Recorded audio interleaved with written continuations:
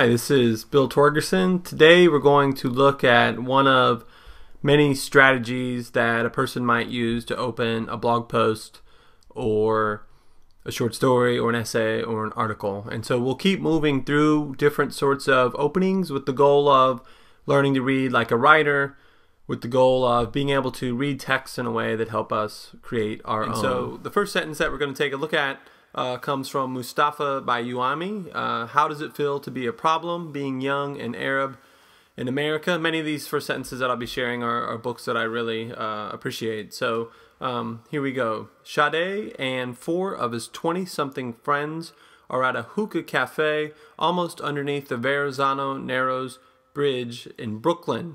And so let me give a little bit of examples from my own writing. I have a novel and stories called Horseshoe, which is forthcoming in the summer from Cherokee McGee Press. And so I work, when I open that collection, to orient the reader to this little town of Horseshoe. And so there's a little bit about geography, a little bit about where it is in the country. So can you take us to your front porch steps, to the street corner near where you live, some sort of place you know well? And a couple other things I think to notice.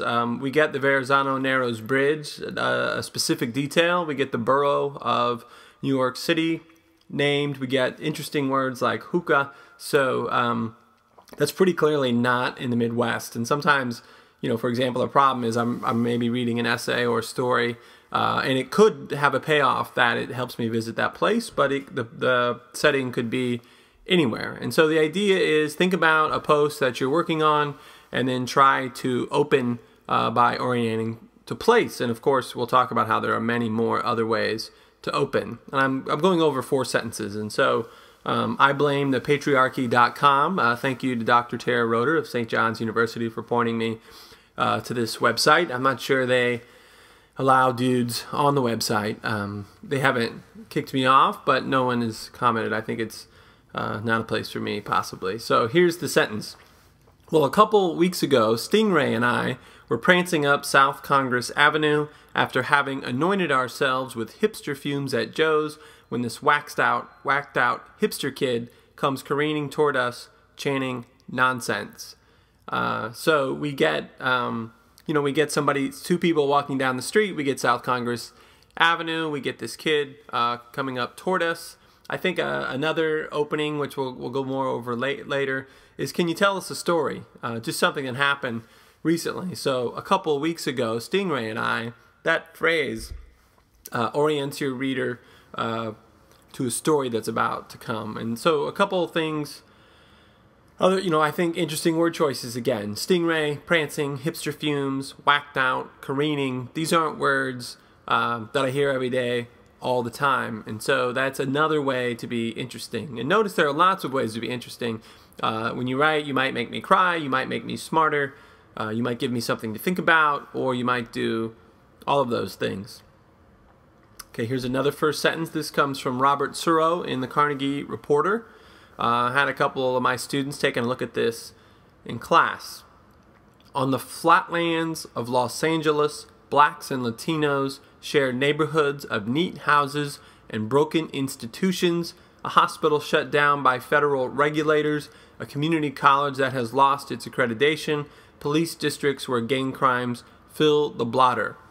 I think a secondary payoff, in addition to really allowing us to visit the flatlands of South Los Angeles if we've never been there. And it's interesting, I haven't been there, and so I'm able to go there. But if you're from there, as one of my students is, it's also fun for her to get to revisit someplace she's from and see it on the page. So it appeals to a lot of readers on a lot of levels. And then I think images and specific details, so a hospital shut down by federal regulators, not only is that a great detail about the hospital being shut down, but it's a relevant detail.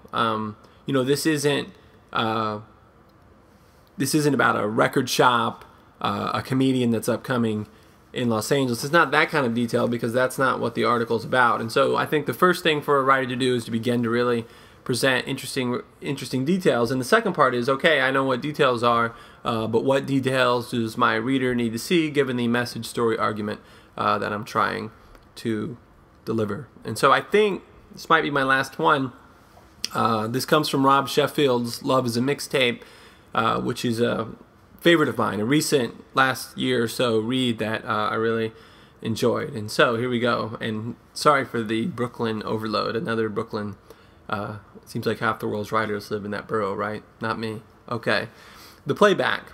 Late night, Brooklyn, a pot of coffee, and a chair by the window. I'm listening to a mixtape from 1993. Nobody can hear it but me. The neighbors are asleep. The skater kids who sit on my front steps, drink beer, and blast Polish hip-hop, they're gone for the night. So how do I, I'm not sitting here talking to you about copying or stealing writers' work. I'm making the point that there you are getting to hear what's out of Rob Sheffield's window in Brooklyn. Well, here I am in Queens. It's not like that outside my window. When I lived in Fort Wayne, Indiana, and taught at a suburban school, it was very different. But so what about the suburbs in Fort Wayne, Indiana, would help a reader visit there and really differentiate it from a place like Sheffield describes here? And so a couple other interesting things about Sheffield's book. One, I think sometimes you write about something, but you're really writing about something else. And so Sheffield probably knew what he was doing, but he also, to some degree, may have surprised himself in that you can begin by intending to write about music, but you're really writing about something else, or you're writing about more than one thing. So Sheffield writes about mixtapes as a way of writing through grief when he lost his wife suddenly. Also, Sheffield, pretty interesting structure. I mean, I think we could, to tell something in chronological order is a pretty obvious structure, and there are many less obvious ways. For example, I had a student who told about the history of hip-hop in New York City and organized it through subway stops. In this case, Sheffield, he finds mixtapes, he types up the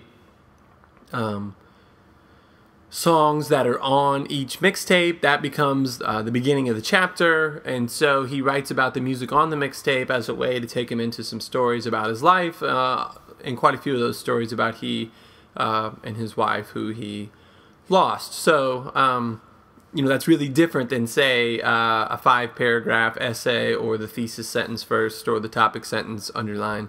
It's a different sort of writing. They share similarities, but different. Okay. And so if you're writing along with us, I invite you to go to thetorg.com, where you'll see my latest blog post featured in the upper right-hand corner of the page. Click there to access the blog and do a search of Orient to Place. You'll find the blog post I did related to this activity. I invite you to leave a comment on my blog post with your link, maybe with a little bit of a reflection of how the activity went, and also as a way for me to click on your blog and see what you're up to. So looking ahead on the Digital Book Club, I'll be discussing Adam Banks' Digital Griot book. It's related to African American rhetoric and composition. I'll be talking about that book with Dr. Carmen Kennard and Dr. Roseanne Gatto, my colleagues at St. John's University. So thanks for participating. I'd love to hear from you in some way about this activity or what you're up to when it comes to writing and or teaching. So take care.